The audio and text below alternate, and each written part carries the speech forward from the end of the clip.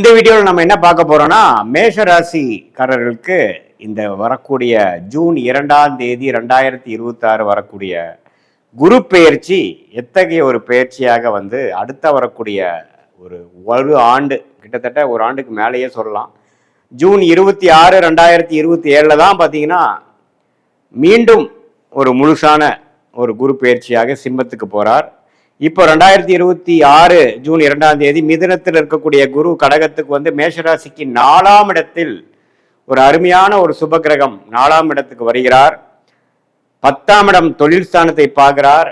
8ஆம் இடம்ங்கிற வருமானம், திடீர் பணவரவு, திடீர் செல்வம், திடீர் அதிர்ஷ்டம், வெளிநாடு பிரயாணங்கள், தூரதேச வெளி மாநில பிரயாணங்களை கொடுக்கக்கூடிய 8ஆம் இடத்தையும் பார்க்கிறார்.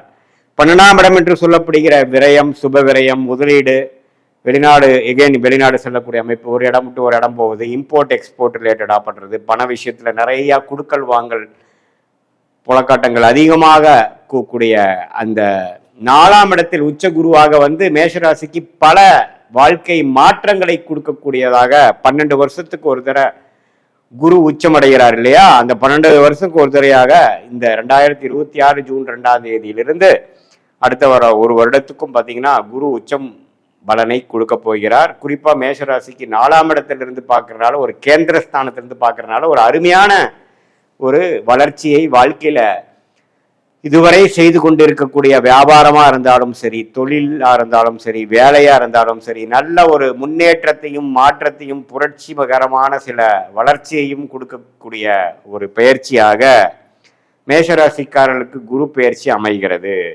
இதுல பாருங்க, அக்டோபர் 31ஆம் தேதியிலிருந்து நவம்பர், டிசம்பர், ஜனவரி 26ஆம் தேதி வரைக்கும் அந்த 3 மாதங்கள், நவம்பர், டிசம்பர், ஜனவரி மாதங்கள் அதிவக்ரமாக குரு கடகத்திலிருந்து சிம்மத்துக்கு போற மாதிரி ஒரு இது கொடுக்கிறார். ஏன்னா அது அதிவக்ரம், வேகமாக போகும் பொழுது அது சிம்மத்துக்கு போய் பார்க்குற மாதிரி ஒரு அமைப்பை கொடுக்குது.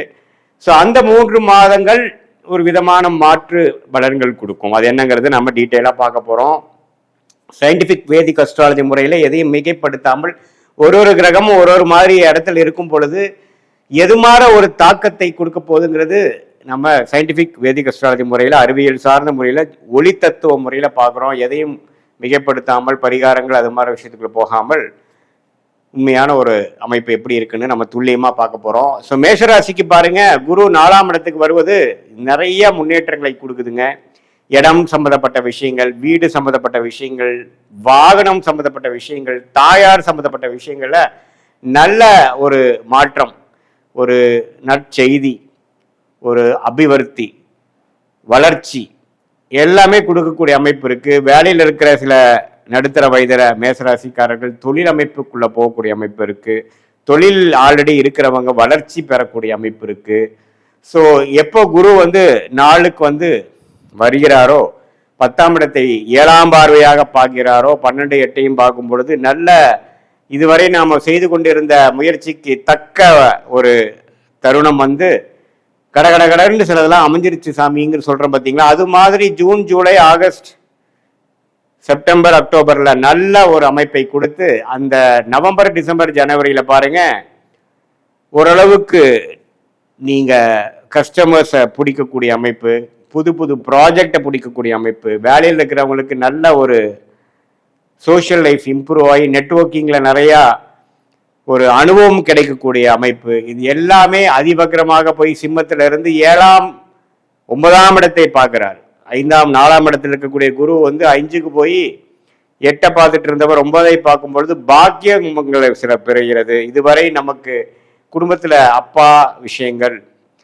குழந்தைகள் விஷயத்தில் அவ்வளோ நமக்கு நற்செய்தி இல்லாமல், நல் உறவு இல்லாமல் இருந்தது எல்லாமே கொஞ்சம் போக்கி ஒரு நல்ல பேச்சப் ஆகக்கூடிய அமைப்பு, நல்ல ஒரு அன்னோனிய விஷயங்கள்ல வளர்ச்சி வரக்கூடிய அமைப்பு, இது எல்லாமே அதிவக்ரத்துல குரு நவம்பர், டிசம்பர், ஜனவரி போகிறது நல்லது. அதுக்கப்புறம் பிப்ரவரி, மார்ச், ஏப்ரல், மே, ஜூன் அந்த 5 மாதம் அடுத்த வருடம் பார்த்தீங்கன்னா திரும்பி கடகத்துக்கே அவர் இன்னமே வெளிநாடு, வெளி மாநிலம், அதே மாதிரி இம்போர்ட் எக்ஸ்போர்ட், படிப்பு விஷயத்துல, உடல்நல விஷயத்துல, தாயார் விஷயத்துல, சொத்து விஷயத்துல எல்லாத்துலேயுமே கொஞ்சம் டக்குன்னு சிலதெல்லாம் நடந்துருச்சு, ஒரு முன்னேற்றம் அடைஞ்சது, சில விஷயங்கள் சாதிச்சிட்டேன், இப்போ எனக்குன்னு ஒரு ஐடென்டிட்டி இருக்கு, இதுவரை நான் ஒரு ட்ராக் ரெக்கார்ட் போட முடியாமல் தவித்து கொண்டிருந்த நான் இப்போ என்னால் செய்ய முடியுதுங்கிற அளவுக்கு ஒரு பலன்களை கொடுக்கக்கூடிய ஒரு குரு பயிற்சியாக மேஷ ராசிக்காரர்களுக்கு 2026 ஜூன் மாதம் வரக்கூடிய அந்த குரு பயிற்சி நல்ல ஒரு பயிற்சியாக இருக்கிறது. சனி 12ஆம் இடத்திலே இருந்து விரயங்களை கொடுக்கிறார், சுப விரயங்களை கொடுக்கிறார், டிராவலிங்கை கொடுக்கிறார், பல ரிசர்ச்சில் பல முயற்சிகளை பண்ண வைக்கிறார். அதே சமயத்தில் ராசி அதிபதி ஆகிய செவ்வாய் பெரும்பாலான 2026 ஜூனுக்கு மேலே இருக்கக்கூடிய மாதங்களில் ஓரளவுக்கு நல்ல அமைப்பிலேயே குருவோட பல நாட்கள் சேர்ந்து இருக்கக்கூடிய அமைப்பு செவ்வாய்க்கு இருப்பதனால், செவ்வாய் தான் மேஷராசியோட அதிபதியாக இருப்பதனால ஓரளவுக்கு மேஷராசிக்காரர்கள் நிம்மதி பெருமூச்சு பெறக்கூடிய காலங்கள் இருக்கு.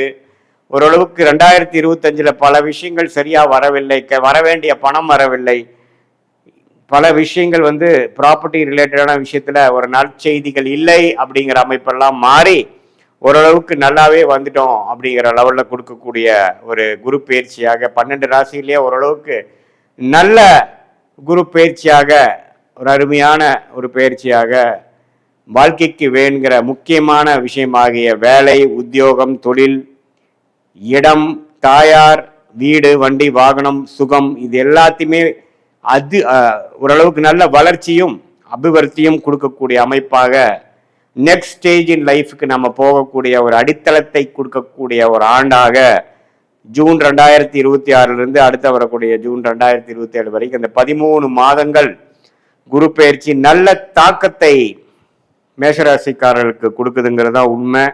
இது பொதுவான பலன்களை தவிர உங்களுடைய ஜென்ம ஜாதகத்தில் உங்களுடைய தசாபுக்திகள் எப்படி போய்கொண்டிருக்கிறது, நீங்க எந்த லக்னத்துல பிறந்தீங்க, பிறந்த தேதி, பிறந்த நேரம், பிறந்த ஊரை வைத்து வரக்கூடிய ஜாதகம் திருக்கணித பஞ்சாங்கத்துல போட்டு எடுத்து அதுல எதுமாற அமைப்புகள் போய்கொண்டிருக்கிறது, எதுமாற லக்னங்கள், எந்த மாதிரி நட்சத்திரத்துல பிறந்திருக்கீங்க, அதாவது நீங்க அஸ்வினி நட்சத்திரமா, பரணி நட்சத்திரமா, கிருத்திகை நட்சத்திரமா, எந்த நட்சத்திரத்துல பிறந்திருக்கீங்க அப்படிங்கிறது நம்ம தெரிஞ்சுக்கிட்டோம்னா அதுக்கு தகுந்த மாதிரி ஒரு நல்ல அமைப்புகளை நாம என்ன தசா புக்திகள் போகுதுன்னு தெரிஞ்சுக்கிட்டு அது எந்த லக்னத்துக்கு அது எந்த மாதிரி தசை, எந்த லக்னத்துல பிறந்திருக்கீங்கன்னு தெரிஞ்சு அதுக்கு தகுந்த மாதிரி நாம பலன்கள் எடுத்து இப்ப நாம பேசின அந்த குரு பயிற்சி அந்த விஷயத்தையும் சேர்த்து வைத்து நம்ம பார்க்கும் பொழுது உங்களுடைய அடுத்த வரக்கூடிய ஷார்ட் டேர்ம் எப்படி இருக்கு, அடுத்த வரக்கூடிய லாங் டேர்ம் எப்படி இருக்கு, எல்லாமே நம்ம துல்லியமாக சயின்டிபிக் வேதிக் அஸ்ட்ராலஜி முறையில உங்களுடைய பிராப்தங்களை அறிந்து அதுக்கு தகுந்த மாதிரி திட்டங்களை தீட்டி வாழ்க்கையில் எளிதில் வெற்றி பெற முடியும் என்று சொல்ல விரும்புகிறேன். மீண்டும் மற்றொரு காணொளியில் சந்திப்போம். நன்றி, வணக்கம்.